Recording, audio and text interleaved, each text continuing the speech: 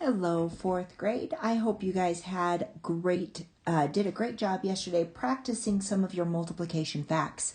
Yesterday in our first division lesson, we just kind of showed what division was. And remember, we talked about how division is actually things that come in groups. But this time, instead of saying how many things we have and how many are in a group and trying to figure out the total, we're working backwards.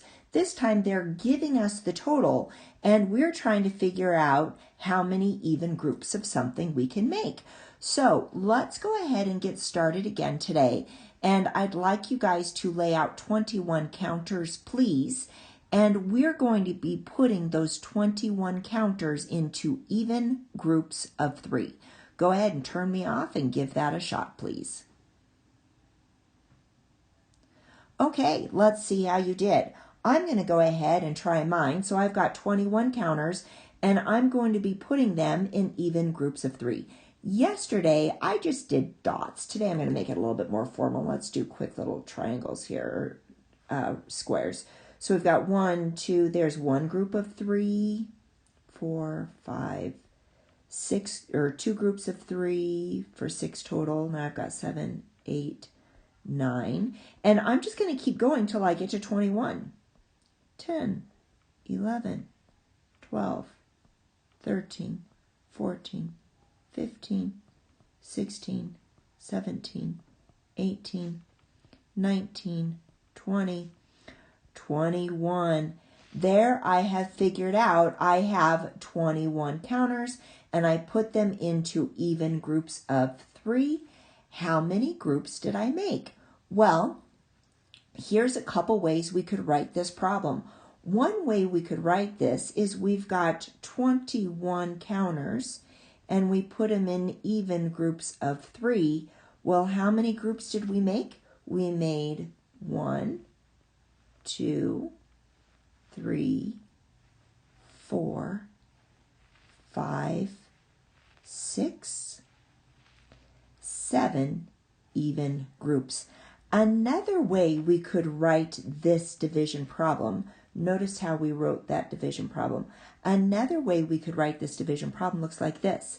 We could write it as we have 21 counters and we wanted to put it into 3 even groups of 3. So that is, we would read this as 21 divided by 3, and it's going to equal 7. Well, if we have, here's the way that we could read this as a multiplication problem, is 21 divided by 3 equals 7, or another way we could say this is we've got even groups of 3 times something is going to give us 21. Well, the related multiplication fact is actually going to be 3 times 7 is going to give us 21, right?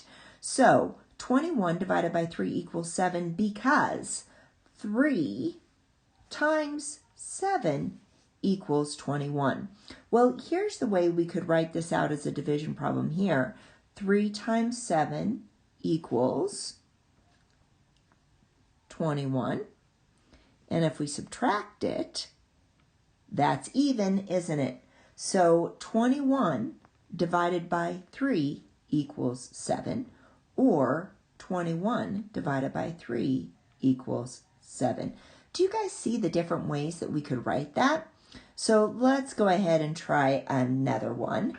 How about 24 counters now? Please take 24 counters and lay them out into even groups of 8. The other way we could write that is 24 divided by 8. Go ahead and do that. All right, so now let's go through and see what you got. You should have already laid this one out. We know we've got 24 counters. We know we want them in even groups of 8. Or that's saying 8 groups of something is going to give me 24. So 8 in a group times this many groups is going to give me 24 total counters. Or 8 times something is going to give me 24. Well, if we know our multiplication facts, we probably know that that is 3, right? We probably should be at the point where we can recognize 8 times 3 equals 24. So let's go through and model this, though, just in case. We know that we want to have 8 are even groups of 8. So here we go. 1, 2, 3, 4, 5, 6, 7, 8, 9, 10, 11, 12, 13, 14, 15, 16, 17, 18, 19, 20, 21, 22, 23, 24. And that is right. We've got 3 even groups with, we've got 3 even groups of 8, and that's going to give us a total of, do you guys recognize this area model too, right? We've got a total of 24 squares, right?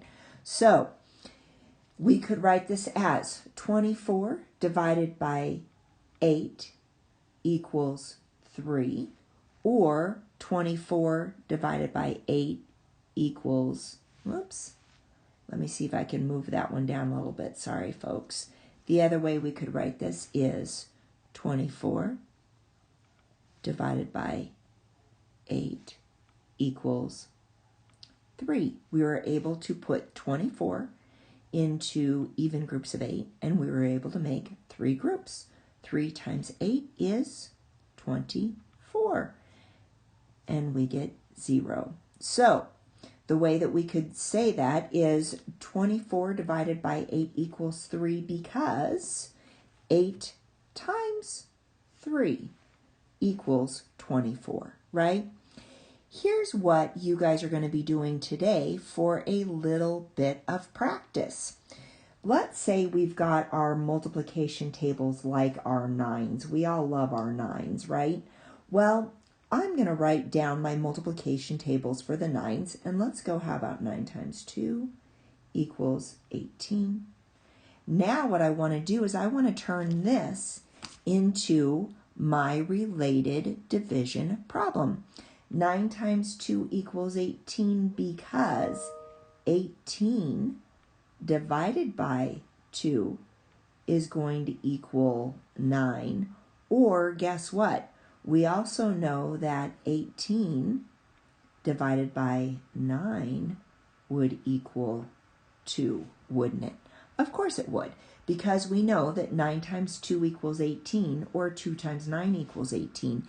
Therefore, if we have 18 counters and we're going to put them in even groups of 2, we'll make 9 groups. Or we could have 18 counters. We could put them in even groups of 9, and we could have 2 groups, right? Of course that makes sense. We could put them in even groups of, in this last one, you'll notice we put 3 into even, or we put 24 into even groups of 8. This time, let's go ahead and take 18, and let's put them in even groups of 2.